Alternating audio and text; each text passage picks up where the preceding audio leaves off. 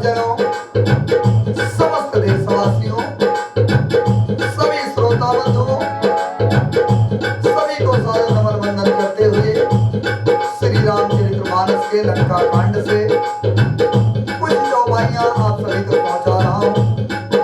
किसी भी प्रकार की यदि गलती होती है उसके लिए मैं क्षमा प्रार्थी हूं। सज्जनों, प्रसंग उस समय का है जब भगवान श्री रामचंद्र जी और रावण का युद्ध प्रारंभ हो जाता है। तुलसीदास जी ने लिखा है, भगवान श्री रामचंद्र जी ने कानों तक तान करके बहुत से भयानक बाण छोड़े। राम जी के बाण समूह ऐसे चले मानो सर्प लहराते हुए जा रहे हो। तुलसीदास जी ने लिखा है,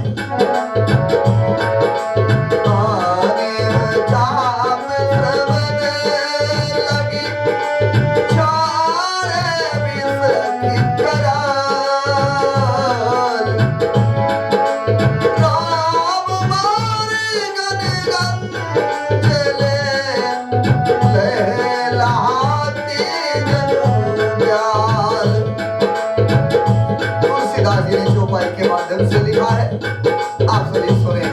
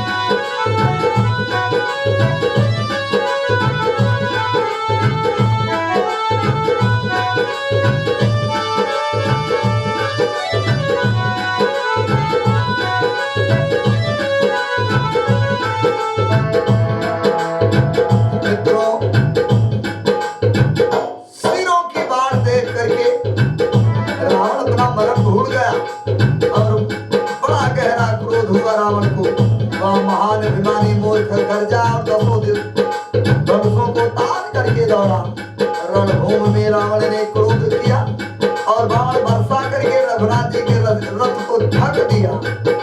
एक दंड यानी एक घड़ी तक रथ दिखाई नहीं पड़ा भगवान राम का, मानो कोहरे में सूरज छिप गया हो। जब देवताओं ने हाहाकार किया तब प्रभु ने क्रोध करके धनुष उठाया और शत्रु के बाणों को काट करके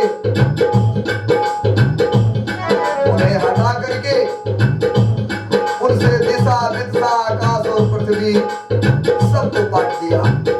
काटे हुए सिर आकाश में दौड़ते हैं और जय जय की ध्वनि करके भय उत्पन्न करते हैं। लक्ष्मण और वानरराज सुग्रीव कहाँ है, कौशल पति रघुवीर कहाँ है, इस प्रकार से कटे हुए सर बोल रहे हैं रावण के। राम कहाँ है, कहकर सिरों के समूह दौड़े के दौड़े जा रहे हैं। उनको देखकर वानर भालू भाग चले। तब धनुष संधान करके रघुकुल बड़ी श्री राम जी ने हंस करके बाणों से उन सिरों को भली भांति बेध डाला। हाथों में मुंडों की मालाएं लेकर बहुत सी कालिकाएं झुंड की झुंड मिलकर इकट्ठी हुई और वे रुधिर की नदी में स्नान करके चली, मानो संग्राम रूपी वट वृक्ष की पूजा करने के लिए जा रही हो। फिर रावण ने क्रोधित होकर के प्रचंड शक्ति छोड़ी। वह विभीषण के सामने ऐसी चली जैसे यमराज का दंड जा रहा हो। तुलसीदास जी ने पुनः लिखा है, आवत देख शक्ति अति घोरा, मन तारित भंजन मन मोरा, तुरत विभीषण पाछे बेला, सन्मुख राम सहब सोई सेना, लागी सप्त मूर्छा कछु भई, प्रभु कृत खेल सुरथ दिखरई,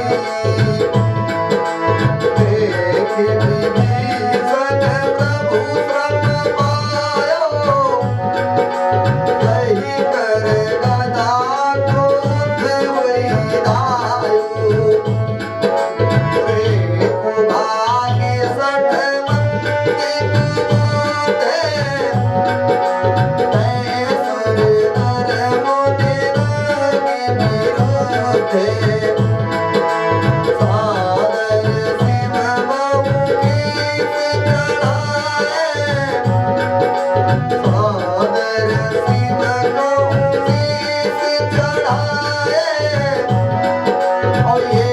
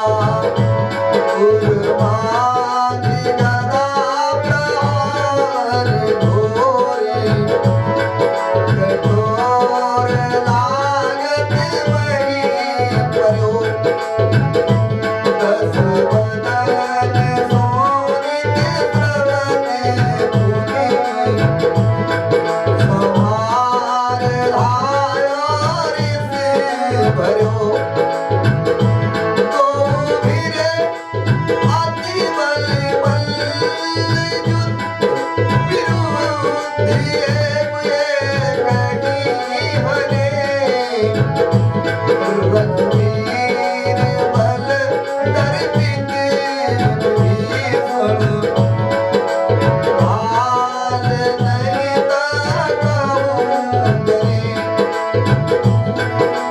उमा विभीषण राम नहीं सन्मुख चिताऊ बिकाऊ अब तो विरत काले श्री रघुवीर प्रभाव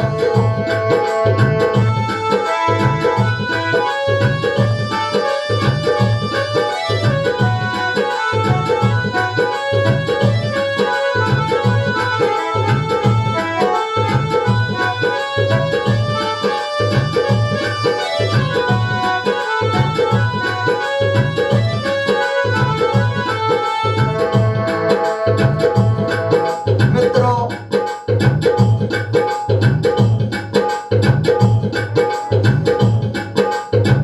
भगवान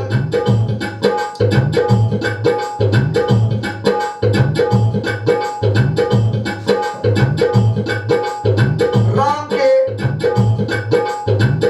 बाणों से बहुत ही व्याकुल होकर के रावण ने क्रोधित होकर के प्रचंड शक्ति छोड़ी। वो विभीषण के सामने ऐसी चली जैसे कार्यवराज का मिल जा रहा हो। अत्यंत भयानक शक्ति को देख करके और यह विचार करके कि मेरा प्रण शरणागत के दुख का नाश करना है, भगवान राम ने मन में यह सोचा। राम जी ने तुरंत ही विभीषण को पीछे कर लिया और सामने होकर के वह शक्ति स्वयं सह ली, क्योंकि रावण ने विभीषण के ऊपर वो शक्ति छोड़ी थी। शक्ति लगने से उन्हें कुछ मूर्छा हो गई। प्रभु ने तो यह लीला की, पर देवताओं को व्याकुलता हुई। प्रभु को श्रम प्राप्त हुआ देख करके विभीषण क्रोधित हो हाथ में गदा लेकर दौड़े और बोले, अरे अभागे मूर्ख नीच दुर्बुद्ध, तूने देवता मनुष्य मुनि नाग सभी से विरोध किया। तूने आदर सहित शिव को सिर चढ़ाए, इसी से एक एक के बदले करोड़ों पाए। उसी कारण से हे दुष्ट, अब तक तू बचा है, किंतु अब काल तेरे सिर पर नाच रहा है। अरे मूर्ख, तू राम विमुख होकर संपत्ति चाहता है, सुख चाहता है। ऐसा कहकर विभीषण ने रावण की छाती पर बीचों बीच में गदा मारी। बीच छाती में कठोर गदा की घोर और कठिन चोट लगते ही वह पृथ्वी पर गिर गया। उसके 10 मुखों से खून बहने लगा। वह अपने को सिर संभाल करके रावण फिर अपने को संभाल करके क्रोध में भरा हुआ दौड़ा। दोनों अत्यंत बलवान योद्धा भिड़ गए। मल्लयुद्ध में एक दूसरे के विरुद्ध होकर मारने लगे। रघुवीर के बल से गर्वित विभीषण उसको पासंग के बराबर भी नहीं समझते हैं। शिव जी कहते हैं, हे उमा, विभीषण क्या कभी रावण के सामने आंख उठाकर भी देख सकता था? परंतु अब वही काल के समान उससे भिड़ रहा है। ये भगवान रामचंद्र जी का प्रभाव है कि दोनों भाई भाई आपस में लड़ रहे हैं। तुलसीदास जी ने पुनः लिखा है,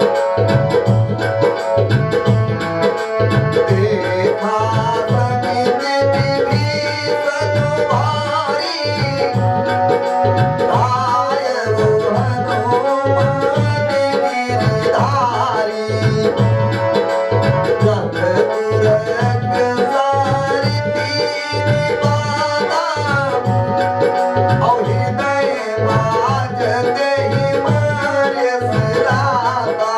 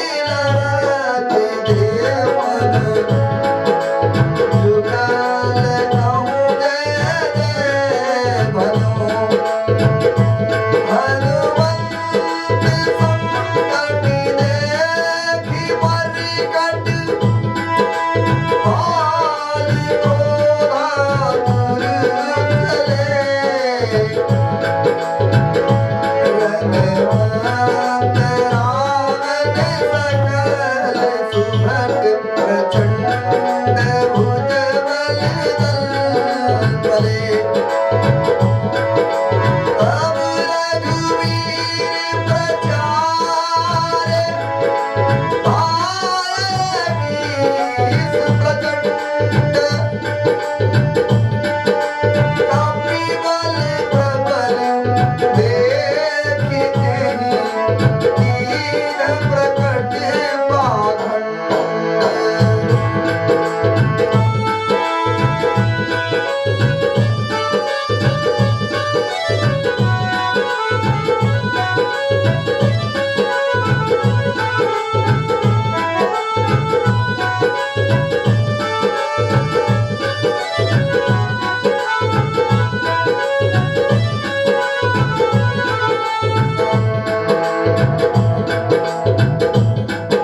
शिव जी कहते हैं कि हे उमा, विभीषण को बहुत ही थका हुआ देख करके हनुमान जी पर्वत धारण किए हुए दौड़े, क्योंकि रावण का और विभीषण का युद्ध हो रहा था।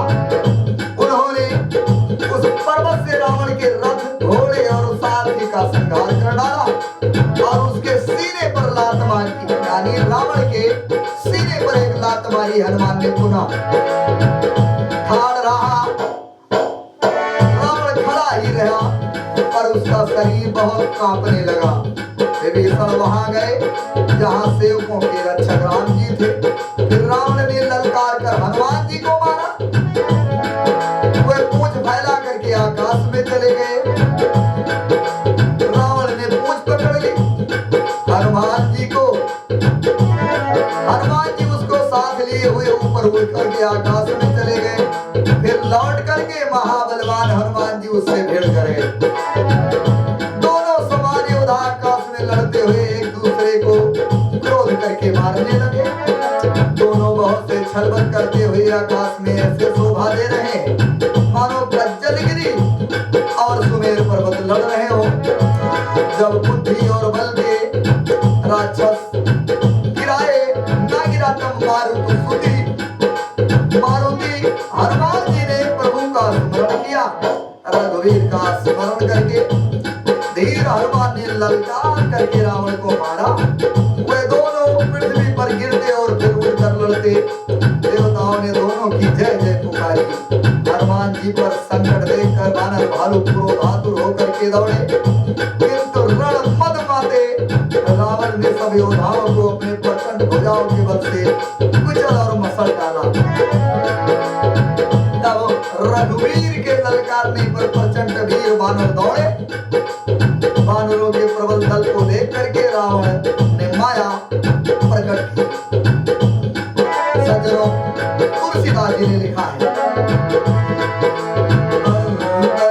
ध्यान भयो छनिएगा, मुनि प्रति देख लीनेगा, रघुपति कटक भाल कपि देते, जहाँ तहाँ पकड़ दसन देते। देखे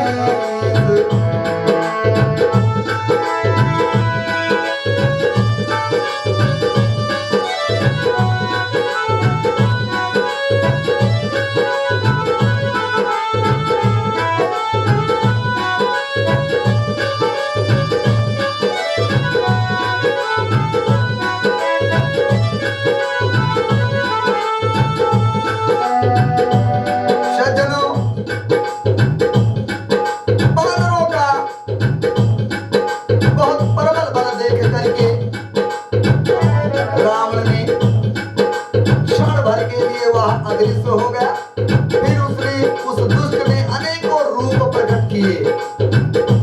रघुनाथ जी की सेना में जितने रीछ बानर थे उतने ही रावण जहां तहां चारों ओर प्रकट हो गए। बानरों ने अपरिमित रावण देखे। भालू और बानर सब जहां जहां इधर उधर भाग चले। बानर धीरज नहीं धरते।